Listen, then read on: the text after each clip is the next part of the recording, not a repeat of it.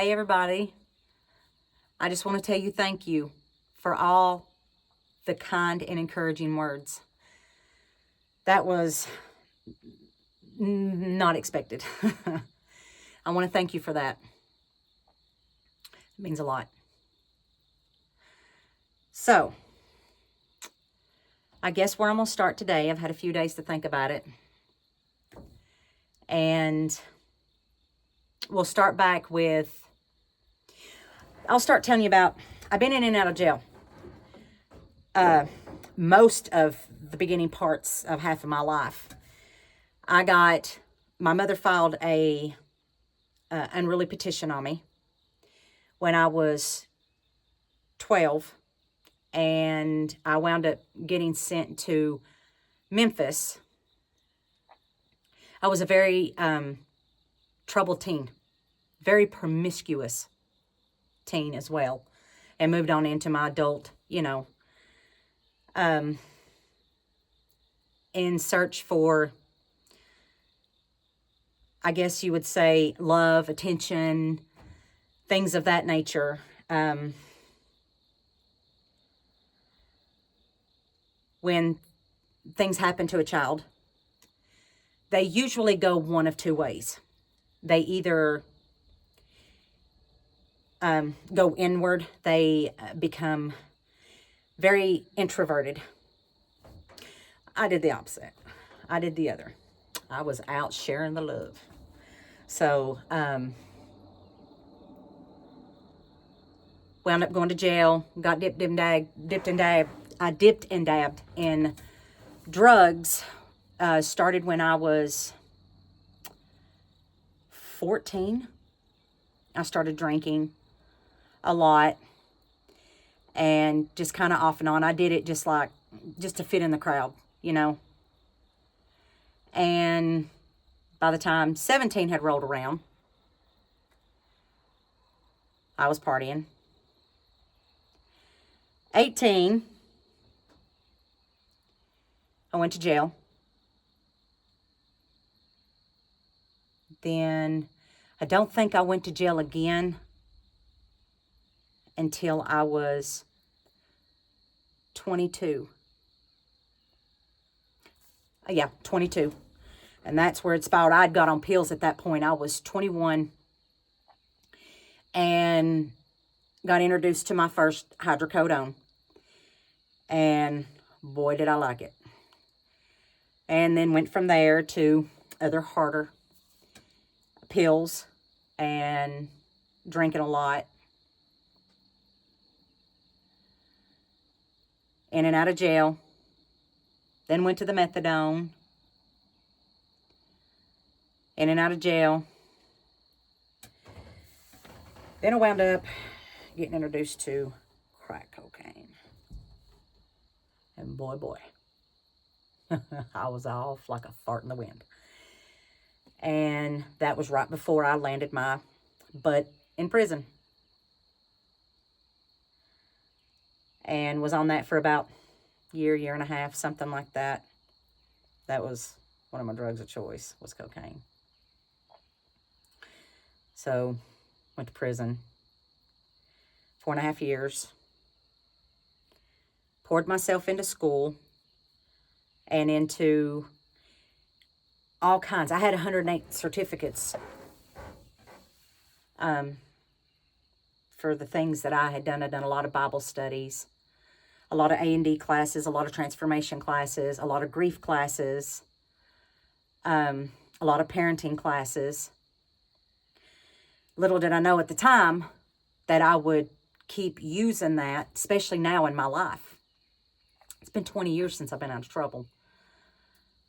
But it's just odd how that 20 years has come full circle for me. And I got out of prison and did good. Well, but I hadn't healed what caused me to do this crap to begin with. I dried out. Let's put it that way. I was dry for almost 13, maybe 11 years. Something like that. It was over 10 years, that much I do know.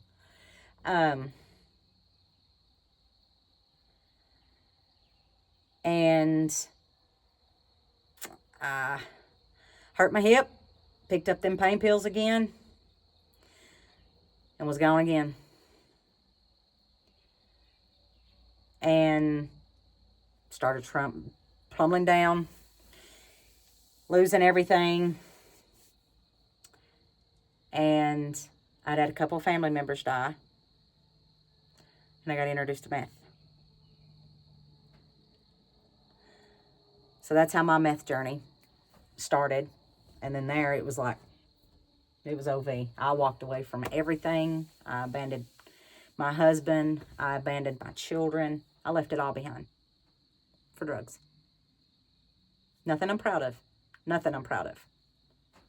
But I'm telling you this because I want you to know that you can overcome anything. But you have to work at it. You have to make peace with yourself first. Realize where you went wrong. Realize where you hurt people. And then pick up the pieces from there. My children and I have been working on our relationships. We hit bumpy roads, but I give them room to speak their mind. I was a real bad alcoholic in that time as well. And when I say bad alcoholic, I would go through a half a gallon of vodka or whiskey, and I was a monster. My mouth, and just a monster when I was drinking, you know.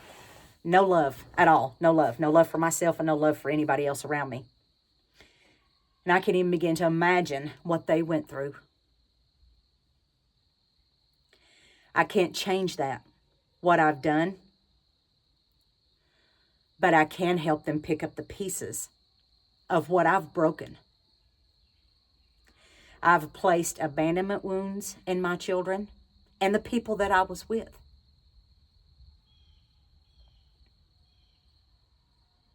I hurt them on a level that they should have never been hurt on. I broke trust with them, caused them to question things, everything in their life. So the best gift that I could give them in turn was to dry out and then really start to recover.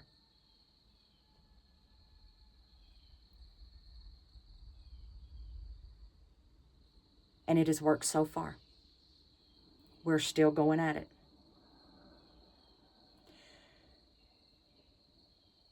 I don't get to see my son yet, but it's coming. It's coming all in due time.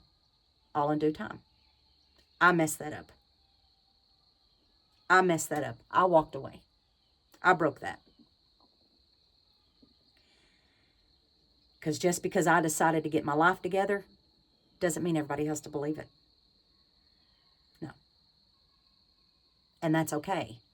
That is okay.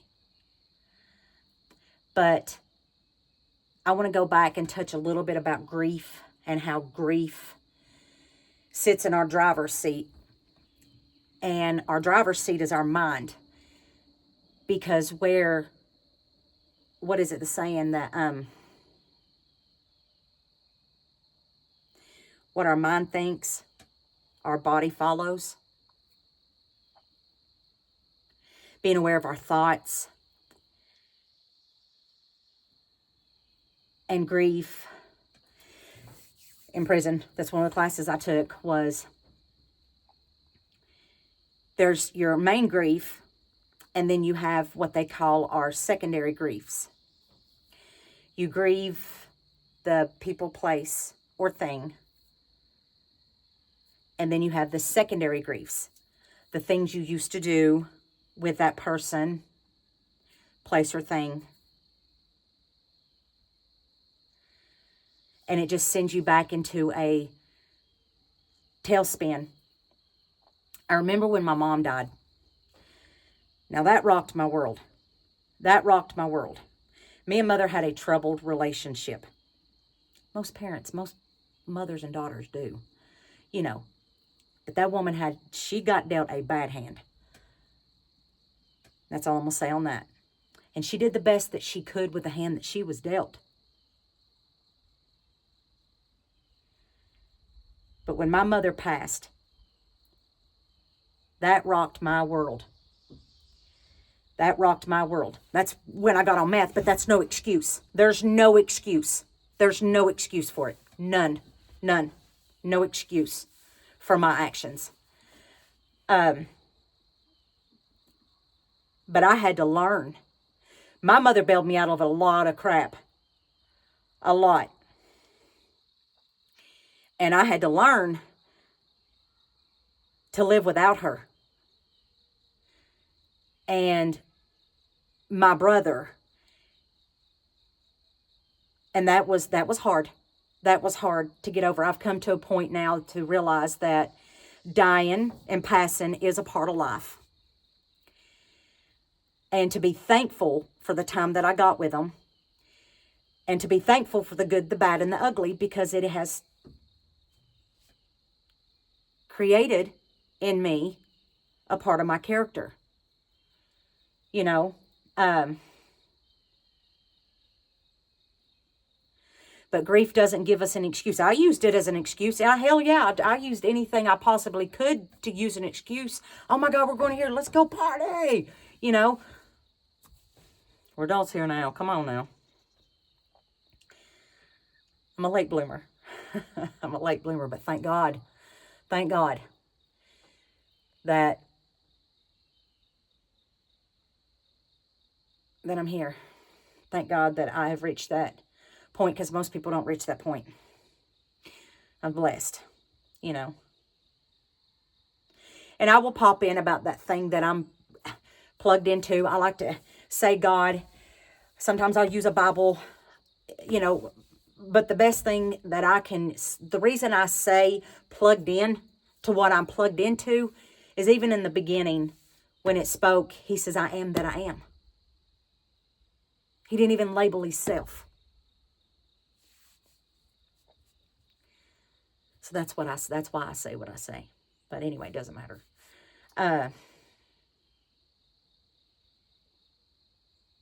But grief will make us do crazy things. What is in your driver's seat? What's in your driver's seat? What's driving you? I had old boss of mine teach me the 5 whys. And so when you start thinking something, ask yourself, why am I thinking this? And if you don't get that answer, well, I don't know. Well, why don't you know? Well, why, or what made you start thinking that to begin with? Usually by the 3rd or 4th one, you'll have an answer. And that helps a lot. That helps a lot. When I go in to make decisions a lot in my life now, I will ask myself the 5 whys. And I don't like to make haste decisions anymore. I want to make sure that when I'm going into something, that I cover pretty much all the bases that I can cover, that my logical brain will let me cover, before I make haste decisions and jump head first in irrational decisions. For sure.